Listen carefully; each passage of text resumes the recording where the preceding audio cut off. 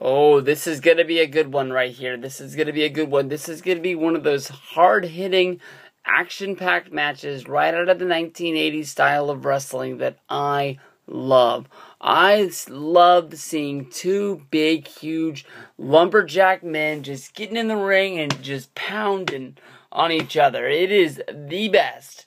I just love seeing the guy hit each other as hard as he can, and the other guy just return right back. And definitely, that's the kind of match that we're going to get here at Night of Champions. It's going to be Cesaro, United States Champion. I apologize. It's going to be Sheamus, United States Champion, going up against Cesaro. And these guys are two guys. I know that, Cesaro has the receding hairline, and Sheamus has the Guile-style red hair up top. But honestly, these two guys are two guys that I link together. They're basically the same style of fighter. They go out there. I think of like that ECW sort of gimmick that they ran at the end, where it was like the Knights of the Round Table. It was Ezekiel Jackson and it was Vladimir Kozlov, and they would just beat the crap out of people. And like if you picked up a guy and hit the pile driver, he would pick him up and he did a pile driver. Awesome. Also, it was just whatever you can do, I can do better. And this is a rivalry that's been set in stone for a long time. We've seen these guys battle on Raw and main events. I think this is their first pay-per-view match, but this is the match that was probably one of the first matches booked. It goes all the way back to the end of August, where Cesaro beat Rob Van Dam to become the #1 contender to go up against Sheamus at the Night of Champions. We've seen, basically Cesaro come down and do commentary during Sheamus's matches, and he's, sitting there and he's inspecting the United States Champion. Basically, this is a belt that he's had in the past, and he's looking at it like he's never seen it before.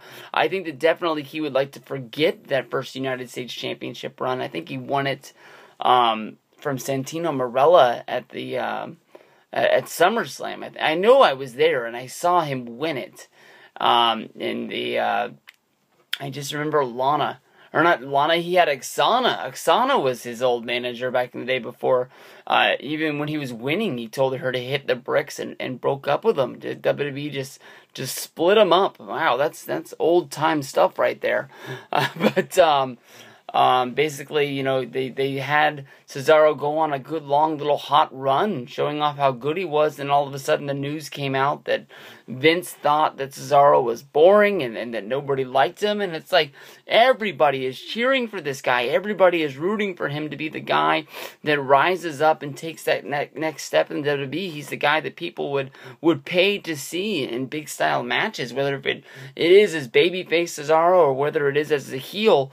People want to see this. He has a style of wrestling that is just, he can go old school Frank Gotch style, or he can brawl with throwing punches back and forth with people, like a Cena or maybe even like a Brock Lesnar, and it would be believable. There was people out there who actually thought that they were building towards Paul Heyman versus Brock Lesnar in a match, maybe at SummerSlam, where basically, out of the middle of nowhere, the night after WrestleMania, everybody thought that Cesaro was going to be turning and going babyface. The next thing you know, he comes out and he says that he's a Paul Heyman guy.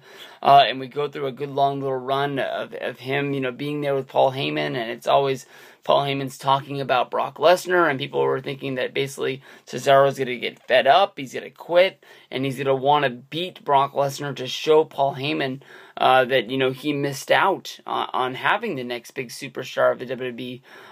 But everything in the world went cold on that. Just basically they had a dry breakup where just Cesaro came out and said he was no longer a Paul Heyman guy, but he wanted to be a Triple H guy, which lasted a week before Cesaro came out and shook hands with Paul Heyman and said that he wasn't bitter about their breakup, and he just was a dude that was out there with nothing going on. But I think that definitely Cesaro versus Sheamus is a match that we're going to get something good out of. You go back to the SummerSlam. video game launch.